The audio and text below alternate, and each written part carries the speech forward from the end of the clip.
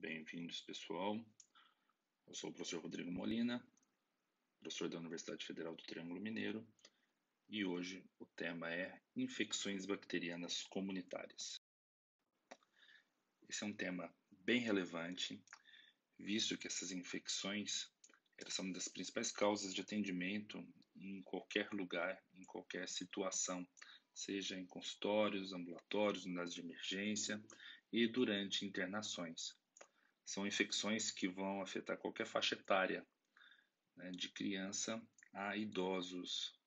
E com isso nós precisamos ter uma conduta diagnóstica, mesmo empírica, muito bem consciente, porque algumas dessas infecções bacterianas elas são verdadeiras emergências e não permite ao médico uma segunda chance de tratamento, como por exemplo nas meningites bacterianas.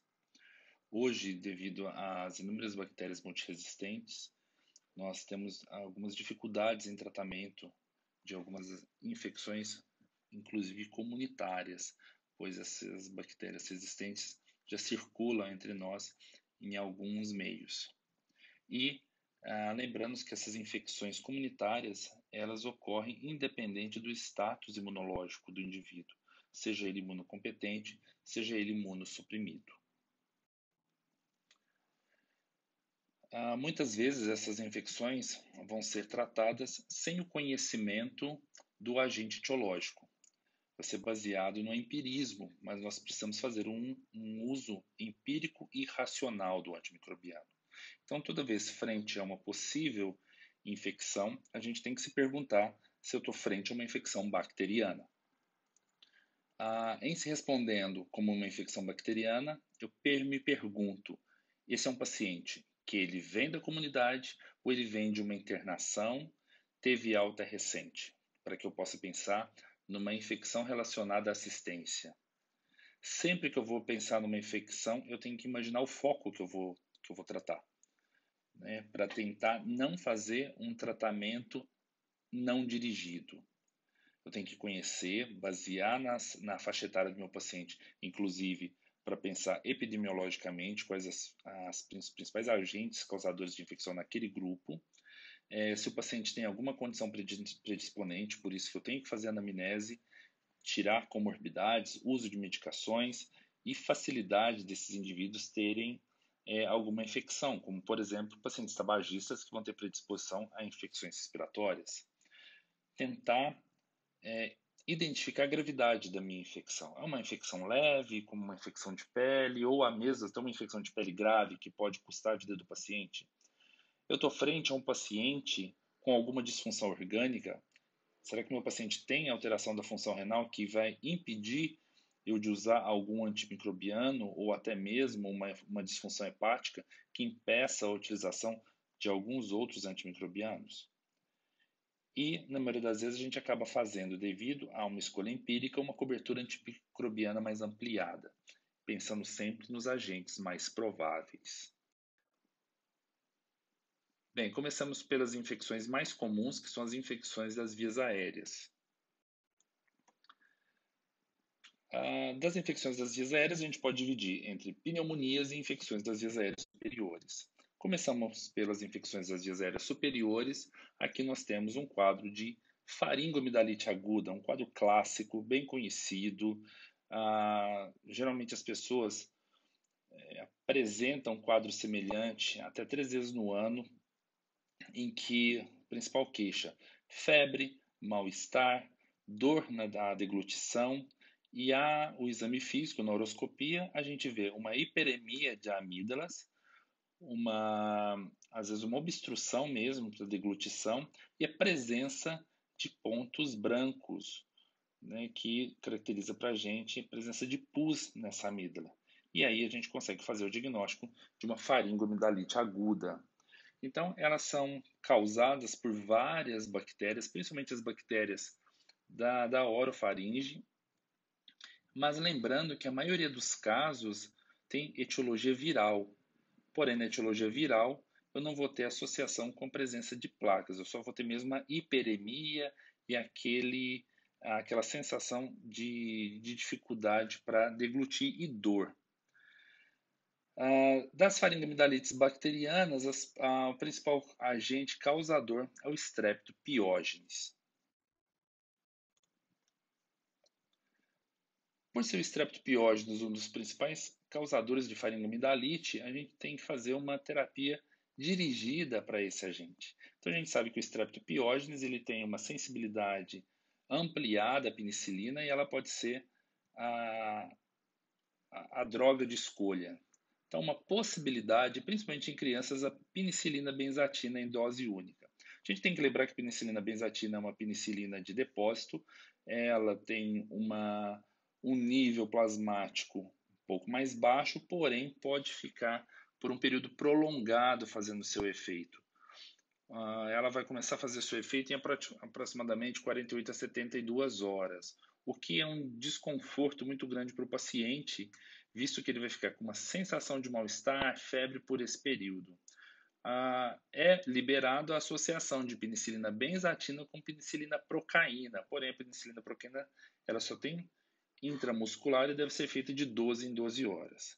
Então, para isso, existem opções melhores, opções orais, que a gente pode fazer. Uma delas, então, é uma aminopenicilina, a penicilina oral, como a amoxicilina, que eu vou fazer uso 500 mg de 8 em 8 horas, ou eu posso usar na sua posologia de 875 mg a cada 12 horas. O tempo preconizado de uso é em torno de 10 dias. Outra opção terapêutica seria a azitromicina. A azitromicina tem uma apresentação de 500 mg, um macrolídeo. Ele tem uma meia-vida longa, então ele me permite fazer a administração em dose única ao dia. Porém, é recomendado que se faça a terapêutica com 1 grama ao dia. Então, a gente vai fazer o uso de 2 comprimidos de 500 miligramas ao dia por 5 dias. Outra opção seria outro macrolídeo, só que a claritromicina ela deve ser feita de 12 em 12 horas. E a gente vai utilizar aí também por 5 dias. Para os pacientes que usam frequentemente antimicrobianos, a gente sempre tem que pensar e pesquisar do paciente o uso recente de antimicrobiano e a gente considera o uso recente o uso nos últimos 3 meses. Então, uma opção seria a utilização da amoxicilina associada a um inibidor de beta-lactamase, no caso, o ácido clavulânico. A posologia é a mesma da amoxicilina, tanto a de 500 mg de 8 em 8 quanto a de 875 de 12 em 12. Uma possibilidade de faringoamidalite seria as infecções por anaeróbios, porque nós temos anaeróbios de boca, principalmente os anaeróbios gram-positivos. Então, a melhor opção terapêutica seria a amoxicilina com clavulanato ou a clindamicina, na posologia oral de 300 mg de 8 em 8 horas, aí por 7 a 10 dias. Em caso de abscesso faringoamidaliano, é obrigatória a realização de drenagem, porque lembrando que são infecções muitas vezes tranquilas, mas nas complicações elas podem evoluir com quadros graves. Outra infecção muito recorrente são as rinocinusite bacterianas agudas. E se a gente lembrar que de meio a 2% dos casos de resfriado comum podem favorecer a ocorrência de rinocinusite bacteriana aguda e que geralmente as pessoas têm de 2 a 3 quadros de resfriado por ano, então a gente vê quanto que esses pacientes podem ter rinocinusite ao longo do ano. Quando a gente percebe os principais agentes isolados, em adultos nós temos o Streptopneumoniae com até 40% de recuperação, seguido pelo Haemophilus influenzae, de 20 a 30%, e em terceiro, a Moraxella catarrhalis, de 5 a 10%. Aqui a gente vê uma radiografia de seios da face, em que eu tenho um velamento do seio maxilar direito, localizado aí para vocês. O seio maxilar ele tem que ter a mesma visualização da órbita, e a gente vê ali que eu tenho um velamento do seio maxilar. O tratamento, muitas vezes, a gente sabe que até 40% dos pacientes com rinocinusite, se eles não usarem antimicrobianos, eles vão ter uma melhora espontânea. Porém, o tratamento ele é importante para erradicar a infecção aguda e evitar as complicações que essa infecção pode causar. O tratamento ele tem que ser entre 7 a 10 dias, pelo tempo de concentração dentro dos seios paranasais. A amoxicilina ainda é o antimicrobiano mais utilizado, porém nós podemos fazer uso de amoxicilina clavulanato, cefalosporina de segunda geração, que nós temos disponível é cefuroxima, na posologia de 500 mg de 12 em 12 horas. Para crianças, a gente pode utilizar o cefaclor. As quinolonas respiratórias, e no caso precisa ser as respiratórias, porque são as únicas que têm perfil de sensibilidade para estrepto, pneumonia. Então nós temos aí a levofloxacina e a moxifloxacina, com a facilidade de ter uma posologia de uma vez ao dia. Então a levofloxacina posologia de 500 miligramas uma vez ao dia, a em torno de 7 dias. E os macrolídeos também podem ser utilizados, tanto a azitromicina como a claritromicina. Em relação, então, às pneumonias adquiridas na comunidade, que a gente vai chamar de PAC, né? A pneumonia bacteriana, a gente sabe que 2 a 15 a cada 1.000 pessoas podem adquirir pneumonia cada ano, né? E de 20 a 40% dessas pessoas que vão ter pneumonia podem precisar ser hospitalizadas. 5 a 30% desses pacientes que são hospitalizados requer tratamento em UTI devido à complicação e gravidade. E a gente não pode confundir gravidade de uma infecção com sensibilidade do agente. Nós sabemos que agentes extremamente sensíveis, inclusive o pneumococo sensível à penicilina, ele pode ter uma grande virulência, causando quadros de pneumonia necrotizante, com grande morbimortalidade.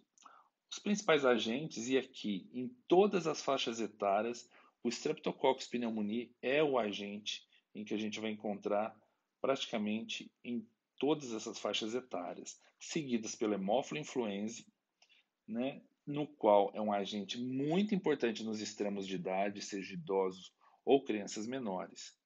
E a gente não pode esquecer de Mycoplasma, pneumonia, Legionela e até a clamídia como causadores desses agentes. Aqui nessa radiografia a gente vê uma pneumonia lobar, provavelmente nessa apresentação aí com infiltrado alveolar, bem delimitado, então provavelmente uma pneumonia streptocócica.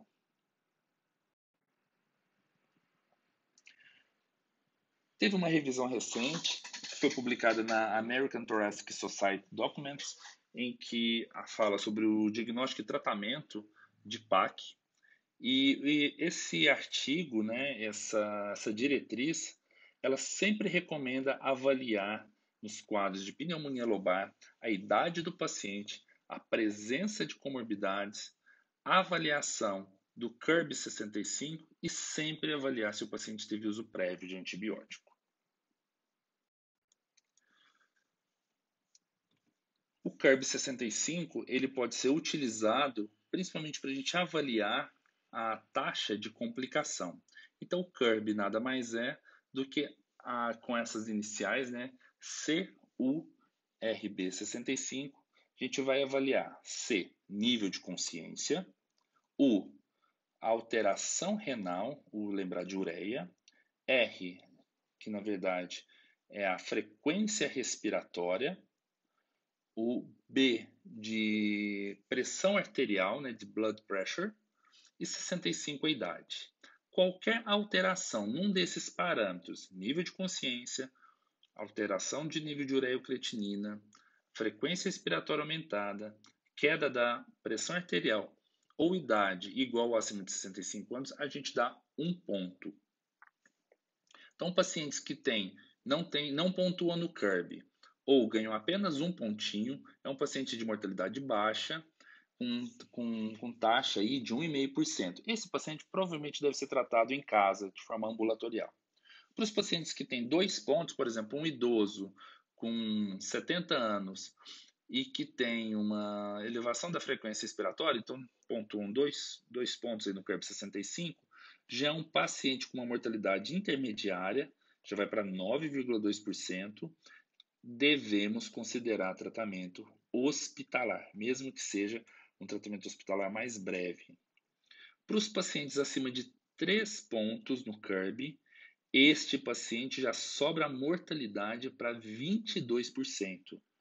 Então, para esse paciente, deve ser indicado internação, né? E a gente considera isso uma pneumonia adquirida na comunidade grave.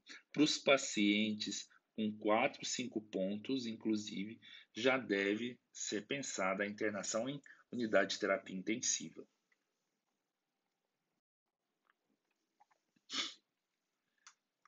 Em se pensando na terapêutica inicial para esses pacientes, lembrando daqueles agentes como os principais causadores, o pneumococo, hemófilos, nos adultos jovens, clamídia, micoplasma. Então, nós vamos fazer uma terapêutica baseada para esses pacientes. O paciente que não tem comorbidade, não tem fator de risco para estáfilo resistente à meticilina, ou sem fator de risco para pseudomonas, a amoxicilina é uma excelente opção terapêutica. Outra opção terapêutica seria uma tetraciclina, e a tetraciclina de escolha é a doxiciclina, ou até mesmo um macrolídeo, desde que a gente conheça a sensibilidade ou a resistência do macrolídeo, desses macrolídeos da nossa região. Como o que nós utilizamos geralmente é a azitromicina ou claritromicina, a gente tem uma boa sensibilidade a esses dois agentes, eles podem ser utilizados. Para o paciente que apresenta alguma comorbidade, né, que tem alguma outra doença de base, então já é sugerido a associação de amoxiclavulanato ou uma cefalosporina com um macrolídeo ou com a doxiciclina. Então a gente vai fazer uma terapia combinada, mesmo que seja uma terapia oral. Por exemplo, amoxicilina com clavulanato com azitromicina. A gente pode fazer isso em casa mesmo. Outra possibilidade, uma cefalosporina de segunda, aí a gente tem a cefuroxima com doxiciclina. Ou mesmo uma monoterapia com fluorquinolona respiratória, com levofloxacina ou moxifloxacina. A gente só tem que ter muito cuidado com o uso de fluorquinolona em idoso, devido à chance da levofloxacina ou da moxifloxacina causar alterações graves de nível de consciência ou mesmo alterações dos lípides nessa população. Pneumonia estafilocócica. Pneumonia estafilocócica ela não é muito comum como uma pneumonia adquirida na comunidade. Ela ficaria mais para os pacientes internados. A gente vê um raio-x com infiltrado bilateral, né, com aquela descrição pneumonia em bala de canhão. A gente vê aí na periferia dos dois pulmões essa imagem alveolar. Porém, a gente tem visto que a pneumonia estafilocócica por agente resistente tem aumentado a prevalência na comunidade, mas mesmo assim ela não é tão comum.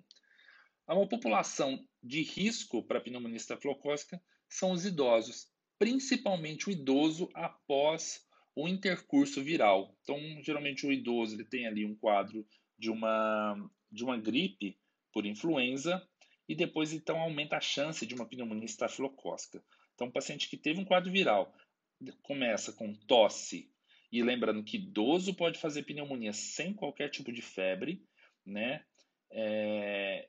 E ele apresenta tosse, alteração da secreção, uma secreção purulenta, pensar em pneumonia estafilocócica. Pneumonia estafilocócica é uma pneumonia que deve ser internada. As opções terapêuticas para uma região que eu conheço, o meu pneumococo ele não tem o perfil de sensibilidade alterado para a oxacilina. A oxacilina é a droga de escolha, porém intravenosa na dose de 2 gramas de 4 em 4 horas. Para aqueles pacientes ou para as pessoas que têm uma pneumonia resistente, com um estáfilo resistente à oxacilina, as drogas de escolha são vancomicina e linezolida. As pneumonias atípicas. Essas pneumonias são assim chamadas porque eles são causados por agentes atípicos. muito mais prevalente nos adultos jovens. O que chama atenção é que esse paciente ele pode ter febre, mas ele não apresenta tosse produtiva, ele vai apresentar uma tosse muito mais irritativa, sem secreção.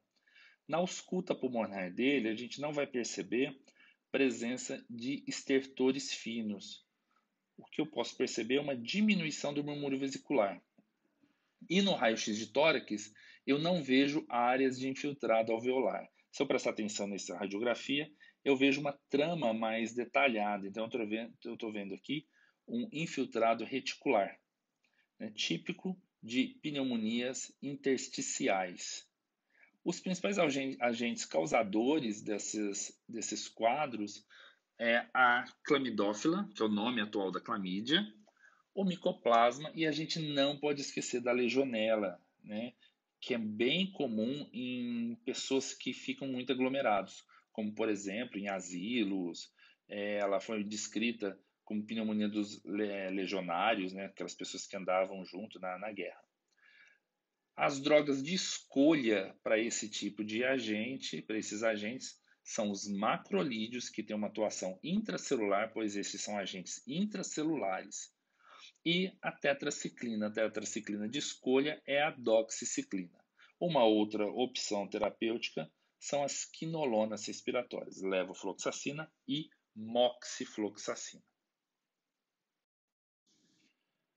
Quando a gente recebe um paciente que apresentou algum rebaixamento do nível de consciência, pacientes como, por exemplo, alcoolistas, pacientes com alteração do sistema nervoso central, que sofreram um acidente vascular cerebral, há o risco desse paciente apresentar vômito e broncoaspirar.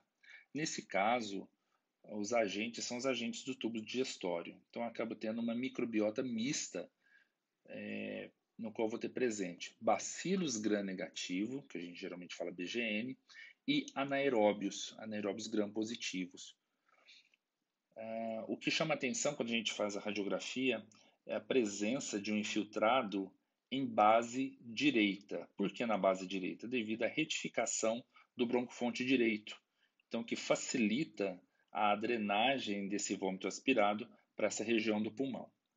Como eu preciso cobrir uma microbiota mista composta por bacilo gram-negativo e anaeróbio, as principais indicações seria o tratamento com amoxicilina com clavulanato, clindamicina, né, e aqui eu preciso ver se eu vou fazer clindamicina EV ou oral, que as doses são diferentes. A clindamicina oral, a dose preconizada é 300 miligramas de 8 em 8 horas, enquanto para clindamicina intravenosa eu posso fazer 600 miligramas de 6 em 6. A clindamicina é um antimicrobiano cuja biodisponibilidade dela oral é de 100%.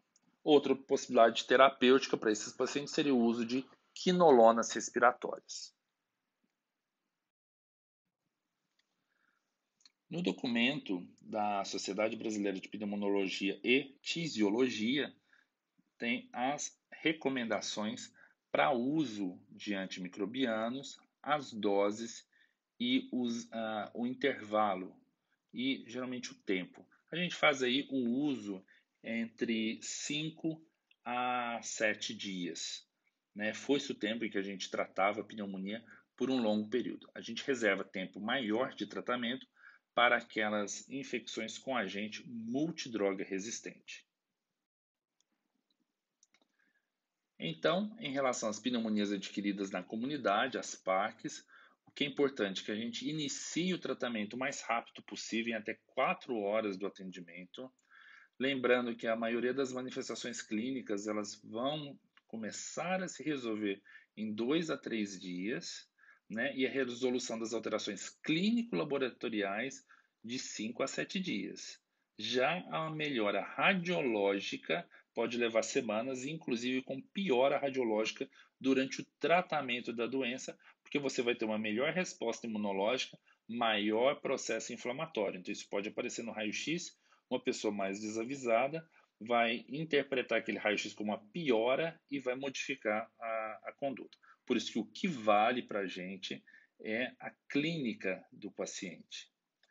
A gente vai utilizar, quando necessário, uma terapia intravenosa em 2 a 3 dias e depois a gente tenta passar para a terapia sequencial oral.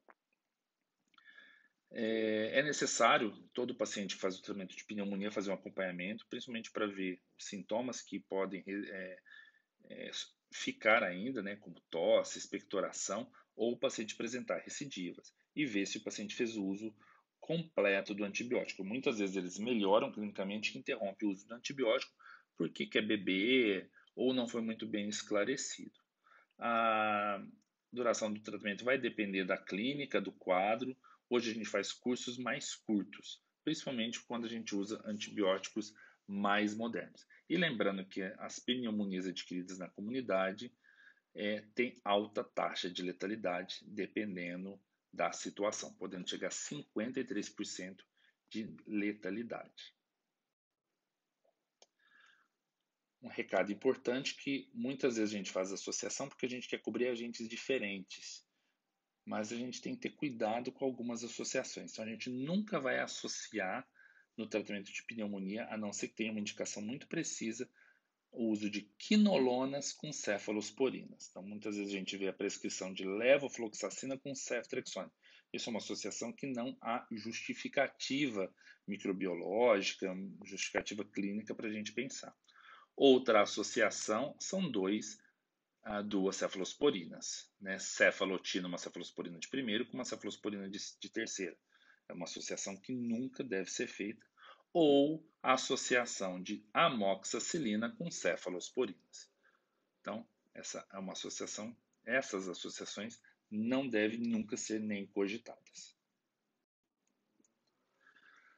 Bem, outro foco de infecção muito prevalente na comunidade são as infecções das vias urinárias. As infecções das vias urinárias talvez sejam as mais frequentes, porém muitas vezes ela não é contabilizada. Nos Estados Unidos, né, um país onde eles contabilizam tudo, chega a ter 8,6 milhões de casos, sendo 84% em mulheres. A idade, geralmente em torno dos 32 anos, quando elas chegam nos 32 anos, 50% das mulheres já tiveram pelo menos um episódio. E tem aquela regra básica, né? Uma mulher pode ter um episódio de infecção urinária na vida e o homem não pode ter. Todo homem que tem uma infecção urinária, ele deve ser investigado porque deve estar tendo alguma alteração no sistema geniturinário. A recorrência, ela pode ocorrer até em 20% das mulheres, 6 meses após o primeiro episódio. E no caso, né, das infecções urinárias baixas, a principal delas, a cistite, a gente tem que pensar que a cada 28 casos de infecção urinária baixa, um caso evolui para infecção urinária alta, para pielonefrite, que são sintomas totalmente diferentes. Né? Nas mulheres aí entre 15 a 34 anos, a gente chega a ter 25 casos para cada 10 mil habitantes. Quando a gente classifica essas infecções urinárias, a gente pode ter desde uma simples bacteriúria, que é somente um encontro de leucocitura, né, aumento de leucócitos na urina, e presença de bactérias, uma cultura positiva, e a mulher ou o paciente não ter qualquer queixa. Então, esse paciente não deve ser tratado, a não ser que seja gestante. Na gestante, a bacteriúria assintomática, ela deve ser tratada devido ao risco de ascensão dessa infecção urinária até o saco amniótico, né, causando uma coriamnioniite, podendo inclusive levar complicações aí da gestação. Outras quadros de infecções urinárias classificadas, a gente tem aí a infecção do trato urinário inferior não complicada, geralmente que a gente vai chamar de cistite, com aqueles quadros clássicos de dor em baixo ventre, uma sensação de peso, urgência miccional, né, toda hora vai ao banheiro, a algúria, que é a dor para urinar, e com isso a pessoa prende a urina, então ela nunca esvazia a bexiga fica sempre cheia, aumentando esse peso. Ela tem dificuldade para urinar, que é a disúria, então um quadro bem clássico. Geralmente não cursa com febre. No quadro da pielonefrite, quando você tem uma ascensão para o rim, aí sim você começa a ter manifestações sistêmicas. Geralmente não cursa com disúria, com polaciúria. Então, o que o pessoal vai ter é alteração do, do estado geral, passando a ter um regular a mau estado geral, febre e dor lombar. A dor lombar chama a atenção, desde uma punho-percussão dolorosa até mesmo presença de sinal de Giordano. A gente pode ter uma ITU complicada com ou sem pielonefrite nos pacientes que sofreram aí uma instrumentação, né, passaram por um exame de vias urinárias ou que tem alguma outra alteração do sistema geniturinário. Um quadro de sepse urinária, que a gente também chama de urosepse, os quadros simplesmente de uretrite, e no homem aí, prostatite, epididimite e orquite. Bem, em relação ao tratamento das principais síndromes que compõem as infecções urinárias, nós temos aí a cistite, no qual o principal agente causador na comunidade é Escherichia coli. A gente tem outros agentes, como a Klebsiella, os proteus e até mesmo Staphylococcus, que vem presente nos exames de urina que a gente encontra. Para as possibilidades terapêuticas, numa região cuja a E. coli tem alta sensibilidade, a gente pode lançar mão do sulfametoxazol e metroprim por 3 dias. Uma outra possibilidade seria o uso da nitrofurantoína. O que chama atenção vai ser a posologia, que é uma posologia um pouco mais chata. 100 miligramas de 6 em 6 horas, aí com um tempinho mais prolongado, 5 a 7 dias. Uma excelente opção seria o uso da fosfomicina trometamol. Esse antimicrobiano ele teria uma atuação sobre a parede celular das bactérias, tem atuação sobre gram-negativo e é a droga de escolha para a gestante. Então ela não tem interação. Lembrando que o sulfametoxazol e metroprim não deve ser utilizado na gestante no primeiro e no terceiro trimestre. A fosfomicina, ela vem em forma de sachê, um sachê de 3 gramas, você orienta o paciente a diluir num copo d'água, ele toma e está tratado.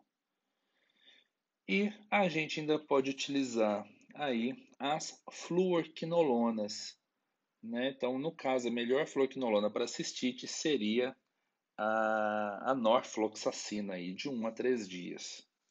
No caso das pielonefrites, que são infecções mais complexas, que elas podem evoluir com um quadro mais complicado, os agentes são os mesmos, causadores da cistite, só que aqui, como primeira opção, entram as quinolonas, e aqui a melhor quinolona é a ciprofloxacina. Uma segunda opção, ou até uma primeira opção junto com a fluorquinolona, né, uma ou outra, seria a cefalosporina de terceira geração para os pacientes que vão internar, porque a gente não tem cefalosporina de terceira geração oral. Então, aqui no caso, seria a ceftriaxone, a droga de escolha.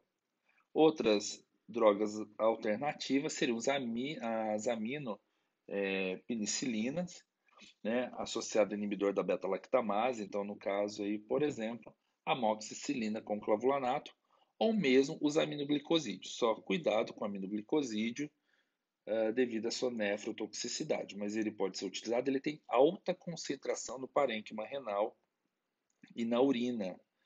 Então, a atuação dele vai ser bem interessante para infecções urinárias.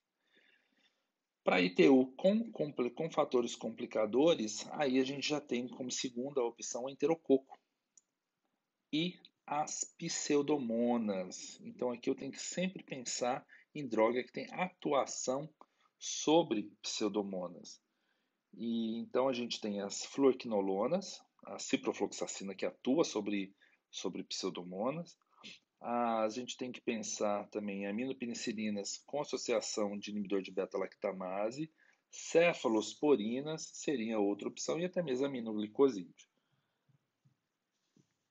Para as infecções hospitalares, então a gente já tem que pensar na microbiota do hospital onde foi feito algum procedimento para a gente fazer e dirigir a terapêutica antimicrobiana.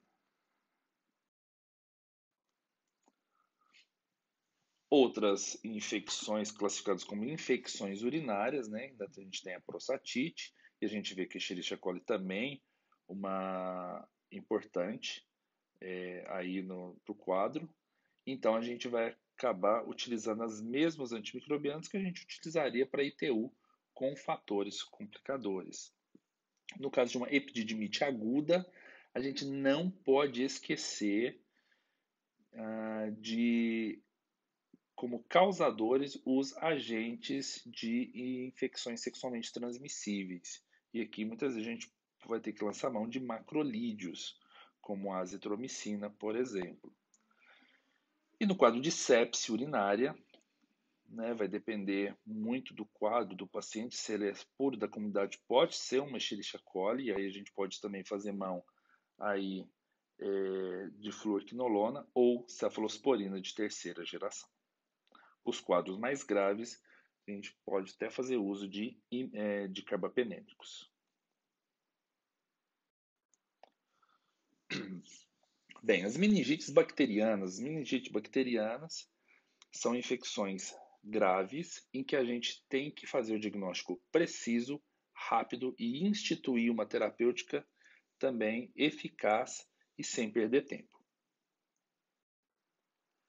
Em relação à etiologia, a gente tem que lembrar esse quadrinho, né, porque os principais causadores das meningites, eles modificam conforme vai o avançar da idade. Então, para os recém-nascidos, né, até 3 meses de idade, a gente tem que lembrar sempre das bactérias do canal do parto. E o estrépito do grupo B, aí o Streptococcus agalacti, ele faz parte como um principal agente. Lembrando que falam em Strepto agalacti, tem que vir na cabeça, não pode nem fazer sinapse, tem que ser um arco reflexo. Strepto agalacti é igual a associação de ampicilina com gentamicina para o tratamento. Então, quem já sabe isso, já sabe que na sepse neonatal vai ser o esquema de escolha. Ampicilina com gentamicina. Outra opção, a gente tem que lembrar de gram-negativo, né? Outros bacilos gram-negativo, por causa do canal do parto. Então, a Escherichia coli, ela é importante. Lembrar sempre de Listeria e Enterococcus. De 3 meses de idade a 5 anos, o Haemophilus influenzae, ele vem como primeiro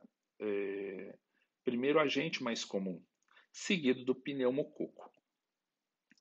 Aí depois vocês vão ver que o pneumococo está em todas as fases, ou seja, como eu gosto de brincar, de mamando a caducando, o pneumococo ele está presente, a gente sempre vai ter que fazer um antimicrobiano que seja eficaz contra esse agente. Olha, de 5 anos a 60 anos de idade, o primeiro agente, o agente mais comum, é o pneumococo. Meningococo não é comum, porque nós temos esquema vacinal. Então, há uma proteção da meningite meningocócica grave. E acima de 60 anos de idade, olha lá, pneumococo, mas aí aparece Bacillus gram-negativo, volta ao hemófilos e a listéria está presente. Falou também em gestante, pensou em listéria. Então, quando eu tenho uma paciente com suspeita de meningite bacteriana, eu vou ter que fazer algumas perguntinhas para facilitar a minha conduta e o meu manejo. Então, eu estou frente a uma suspeita de meningite bacteriana? Sim, tenho um paciente com rebaixamento de nível de consciência, paciente apresenta ao exame físico rigidez de nuca, então pode ter os sinais localizatórios para meningite, sinais meningite, sinais de Kern, Brudzinski. Então, eu vou avaliar se o paciente é imunossuprimido, se ele teve uma história de doença do sistema nervoso central, teve presença de convulsões, tem papiledema no fundo de olho, teve alteração do nível de consciência, sinais focais, ou eu não vou conseguir fazer a punção? Não, nenhuma desses itens eles foram respondidos. Tudo é não, mas eu tenho um paciente com suspeita de meningite. Então, o que eu vou fazer? Solicitar prontamente uma hemocultura e realizar a punção lombar. Eu fazendo a hemocultura e a punção lombar, eu posso mandar esse líquor rapidamente. A hemocultura vai demorar para apresentar crescimento, mas na punção é muito rápido. Vai chegar no laboratório, eles vão fazer a avaliação desse líquor. Se o líquor mostrar pleocitose, o que é pleocitose? É o aumento do número de células no líquor. Diminuição da glicose. Por que na meningite bacteriana diminui a glicose? Porque a bactéria que está ali no líquor está consumindo a glicose. Então, ela vai ter diminuição. Se o aumento dessas células na pleocitose for devido a for compatível com o aumento de neutrófilos, aumenta mais a chance de meningite bacteriana. E aí eu faço o GRAM desse líquido para procurar a presença de bactérias. Posso fazer uma dose de dexametasona e iniciar antibiótico empírico. Nenhum médico vai errar nunca se ele começar com ceftriaxona em dose dobrada para meningite para esses pacientes. Sendo um líquor compatível, se eu tiver um GRAM que define o agente, eu vou para a terapêutica específica. Se a coloração de GRAM não define o agente, eu faço o tratamento empírico ou mantenho a ceftriaxona. Se agora o paciente é imunossuprimido, tem história de doença do sistema nervoso central, apresentou convulsão, alteração do nível de consciência, não consegui funcionar, eu colho a hemocultura e começo o antibiótico com dexametasona. Eu faço uma tomografia, se a tomografia for normal, eu consigo fazer a punção lombar desse paciente. Então, das meningites bacterianas, no qual o pneumococo está presente em mais de 80%, a droga de escolha é uma cefalosporina de terceira, porque é aquela que atravessa a barreira hematoencefálica, só que ela tem que ser feita com dose dobrada, 2 gramas de 12 em 12. Para os pacientes que apresentam alergia a beta-lactâmico, a droga alternativa é vancomicina. Um paciente que teve um trauma do sistema nervoso central e ele chega aí, eu vou pensar em estáfilo, porque toda vez que eu tenho quebra de pele, quebra de barreira, o estáfilo ele entra.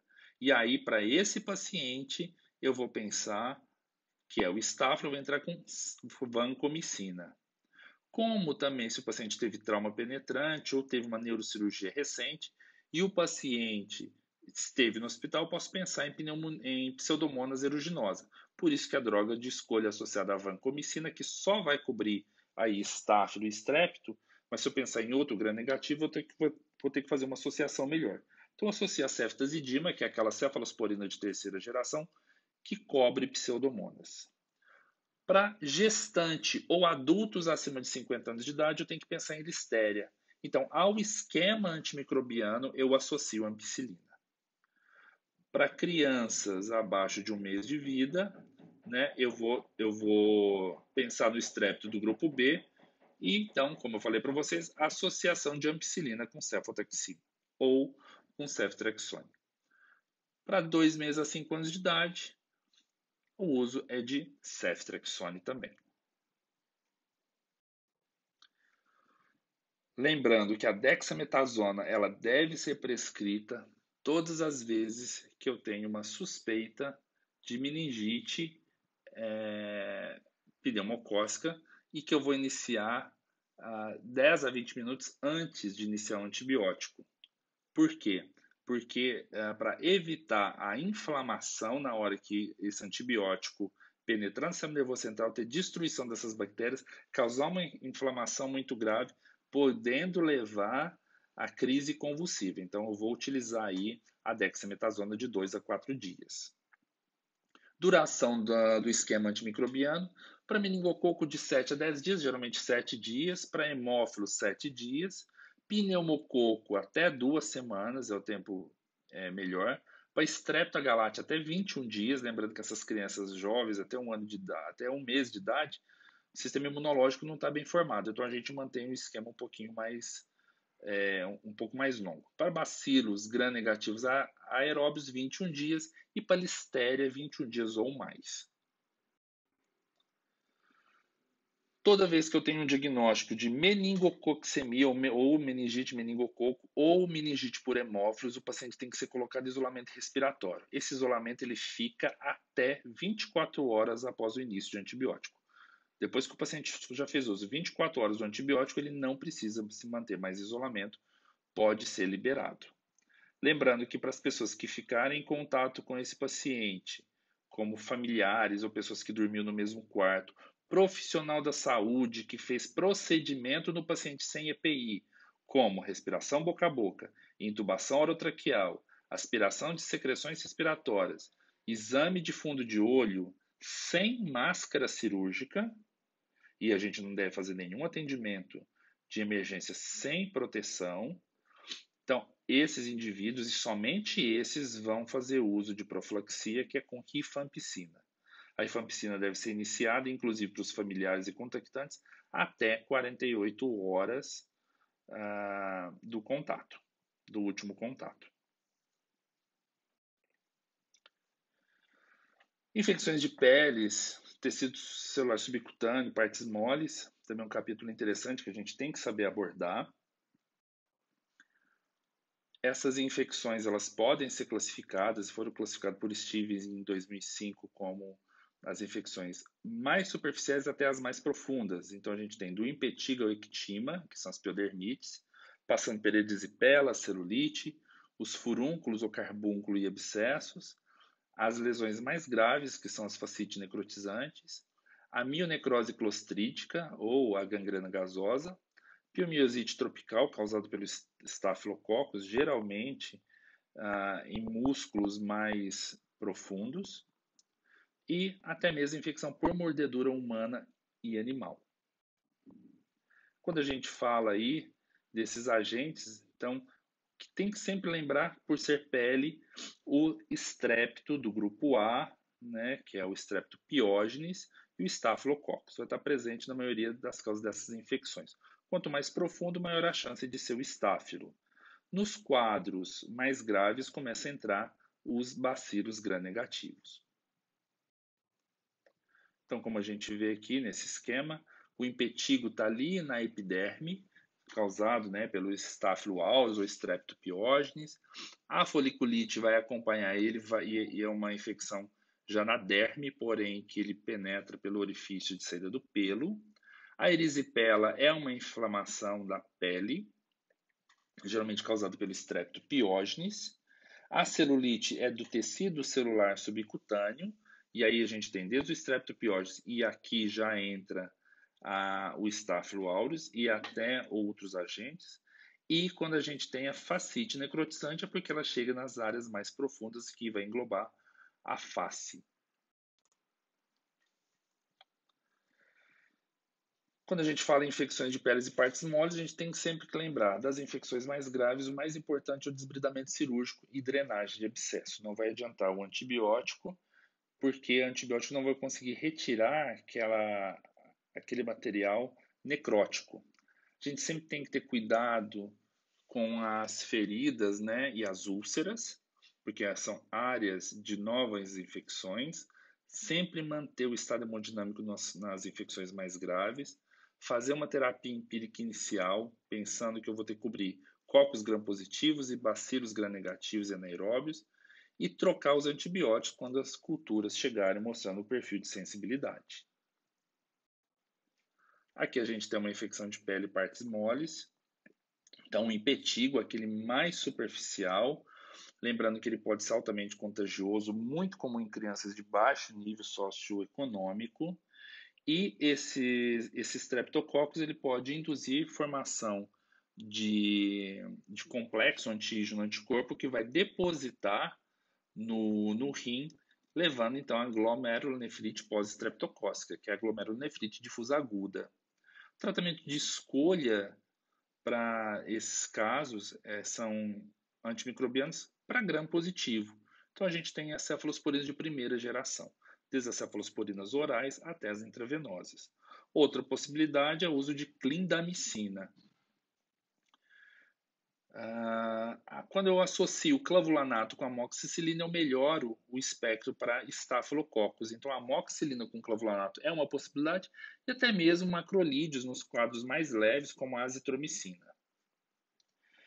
O que eu posso também utilizar são tratamentos alternativos tópicos, como a mupirocina tópica, que ele tem um agente aí, ela é um agente contra estafilococcus. Neomicina seria uma outra possibilidade, assim como a bacitracina.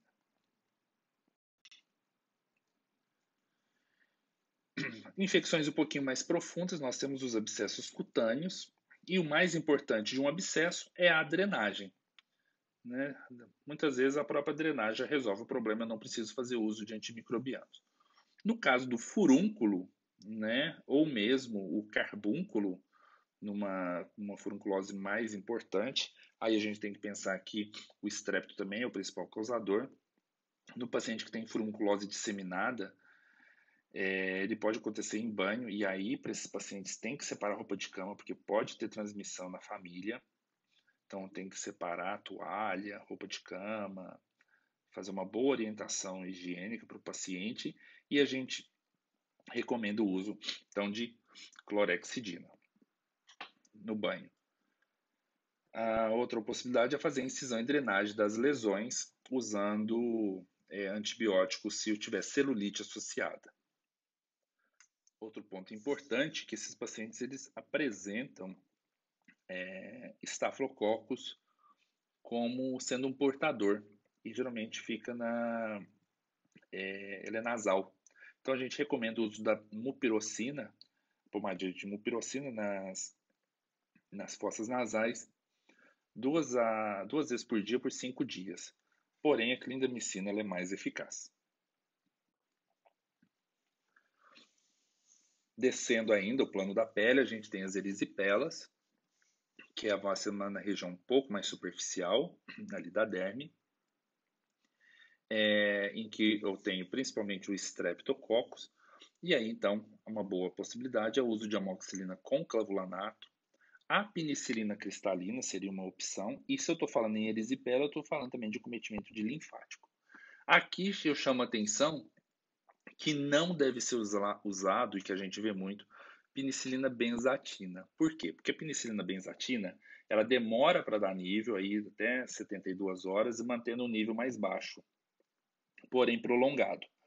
Só que isso faz com que o estrepto migre para o linfático. A bactéria no linfático vai promover, então, uma inflamação desse linfático, que eu vou ter uma linfangite. Uma vez lesado esse linfático, ele não vai ter uma boa atuação e o paciente, então, evolui com linfedema. Então, muitas vezes a gente passa na rua, vê os pacientes que apresentam ali um linfedema crônico e a gente pode até perguntar se esse paciente teve uma erisipela e foi tratado com penicilina benzatina.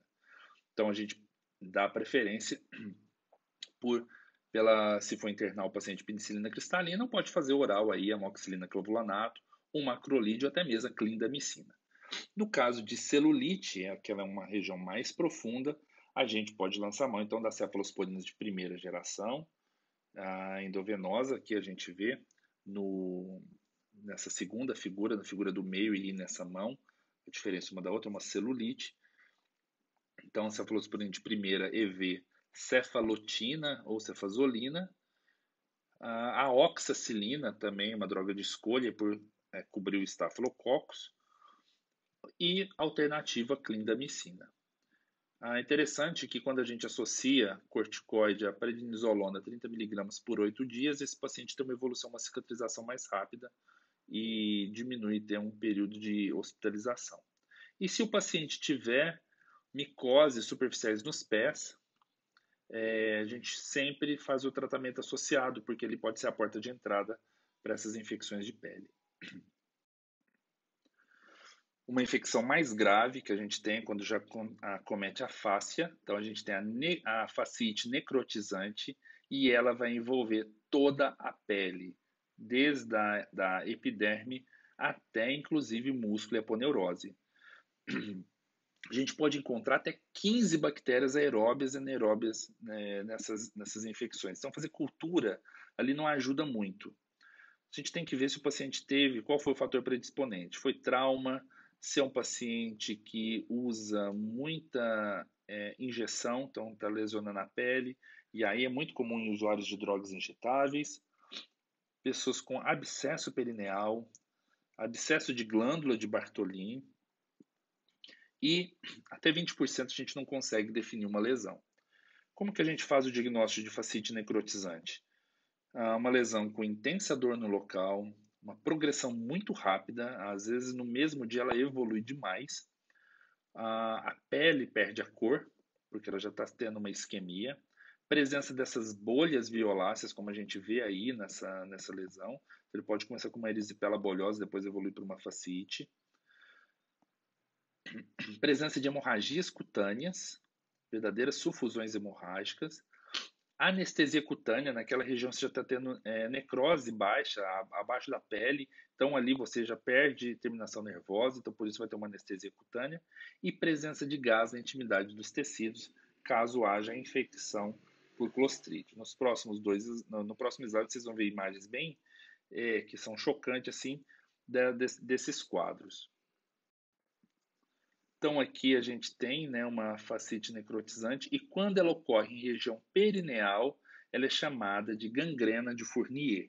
Então a gente tem aí, ó, que muitas vezes precisa fazer toda a exerese dessa pele, como a gente vê aí no rosto, pode ocorrer no rosto. Então aqui foi uma fascite necrotizante que de pele, então o cirurgião precisou retirar e ela evolui muito rápido, então fica com essa exposição. Aí, no caso, somente com rotação de retalho. O tratamento dessas infecções precisa de um desbridamento e às vezes com ampla margem, não dá para o cirurgião ficar com dó ali de perder tecido, porque senão a doença vai evoluindo, então precisa fazer esse desbridamento importante. Como é uma doença grave, a administração de fluido, porque esse paciente evolui rapidamente para sepse e choque séptico. Antibiótico terapia tem que ser uma antibiótico terapia mais ampla, cobrindo aeróbios gram-positivos, anaeróbios gram-negativos. Então, a gente pode fazer uma associação de ampicilina com subactam, ou mesmo a clindamicina ou metronidazol com uma quinolona ou uma cefalosporina de terceira e quarta. Particularmente, eu prefiro a associação de cefalosporina de quarta geração, que é o cefepime, com a clindamicina. Que aí eu vou estar cobrindo gram-positivo, gram-negativo e anaeróbio com a clindamicina e, por causa do cefepime, inclusive até pseudomonas. Piperacilina tazobactam é uma possibilidade terapêutica, porém, por ser uma penicilina, ela não tem espectro para Staphylococcus. A única penicilina com espectro para Staphylococcus é a oxacilina. Outra possibilidade, um carbapenêmico. O carbapenêmico vai acabar cobrindo um pouco o estáfilo, mas só se ele for sensível. Né? E a gente tem imipenem, ertapenem, meropenem. Ertapenem não cobre estáfilo e não cobre pseudomonas. Para streptopiógenes, a associação de penicilina com clindamicina. E a clindamicina é uma droga interessante porque ela inibe essas toxinas produzidas pelo estrépito. Para o streptopiógenes, que eu não posso usar penicilina, eu posso usar vancomicina ou linezolida. E para o estáfilo, a sequência, oxacilina ou cefazolina, não sendo possível, vancomicina e a clindamicina é uma possibilidade. Se eu tiver clostridium anaeróbio, posso utilizar penicilina, clindamicina ou até mesmo metronidazol. Um quadro de infecção grave que a gente pode ter são devido às mordeduras animais e humanas. As principais mordeduras que a gente encontra são aquelas ocorridas por cães e gatos, são os animais mais próximos da gente, que acaba tendo 20% da importância clínica. Todas essas mordeduras, como eu tenho ruptura da pele, pode entrar bactéria, e inclusive bactéria da boca do animal, levando a celulite até mesmo abscesso. Quando a gente vê a causa dessas infecções, 40% causado por Staphylo aureus e Streptopiógenes. Se eu tiver mordedura de gato, eu tenho que lembrar dessa bactéria, a Pasteurella mustosida, que vai causar a doença da mordedura do gato. Então, com isso, é obrigatório o uso de amoxicilina clavulanato nos casos de mordedura de gato. Tem outras bactérias, né? A Capsitofaga canimorsus, outros anaeróbios. Mordida humana é igual a entrar com terapêutica.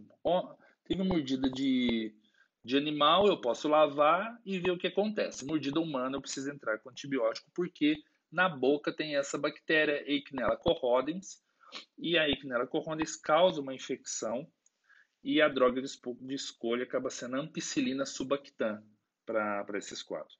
Boca do homem tem streptovíridas, hemófilos, anaeróbios e a Eichinella corrodens. Então, No caso aí, tem várias opções terapêuticas, mas antibiótico aí até 14 dias. As infecções abdominais, para a gente encerrar esse capítulo, são infecções graves, muitas vezes, varia, né, de infecções graves a infecções moderadas, mas que às vezes a gente tem dificuldade de fazer o diagnóstico. Nas infecções intraabdominais comunitárias, os principais agentes causadores são as enterobactérias, e aí a gente tem que lembrar da E. coli e da Klebsiella pneumoniae. Dentre os anaeróbios, a gente tem que lembrar do grupo do Bacteroides fragilis, como principal causa, e sempre lembrar do enterococcus naquelas infecções em que possa haver em que possa ter translocação bacteriana da luz intestinal para o sangue ou em que há ruptura de víscera oca. No caso das infecções intra-hospitalares, os pacientes utilizaram antibiótico terapia prévia, então tem uma gama maior de patógenos.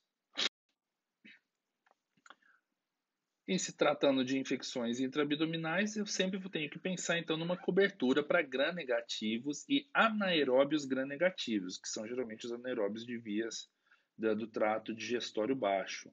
Então, para cobrir gram-negativo, uma possibilidade seria uma cefalosporina de terceira geração associada a uma droga anaerobicida, que pode ser o metronidazol ou clindamicina. Outra possibilidade para gram-negativo seria a ciprofloxacina, o qual a gente deve evitar se eu tiver outra possibilidade, também associada a metronidazol, clindamicina. A piperacilina tazobactam é uma excelente opção para as infecções intraabdominais, pois cobre gram-negativo, alguns anaeróbios e ele tem espectro para pseudomonas. Se eu fizer cefalosporina de terceira, no caso ceftriaxone com metro ou com clinda, eu não tenho cobertura para pseudomonas, porque o ceftriaxone não tem perfil para esse agente. O ertapenem é um carbapenêmico,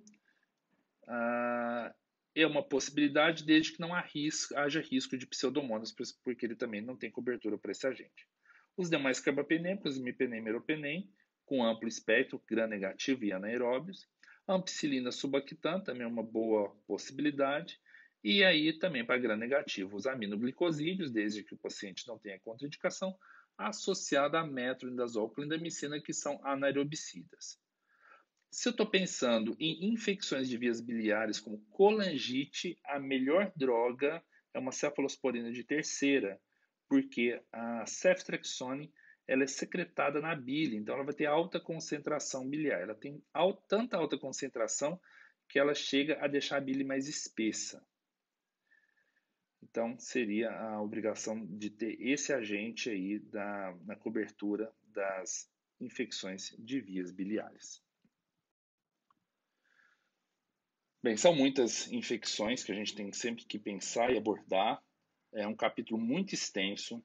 O que chama atenção é que não existe uma receita de bolo. A gente sempre tem que pensar no paciente, conhecer os antibióticos, conhecer epidemiologia, saber um pouco de microbiologia para poder fazer uma terapêutica eficaz. E não fazer esqueminhas em que, se esse não funcionar, eu passo para esse e depois eu passo para o outro, porque isso vai acabar levando, na verdade, à resistência.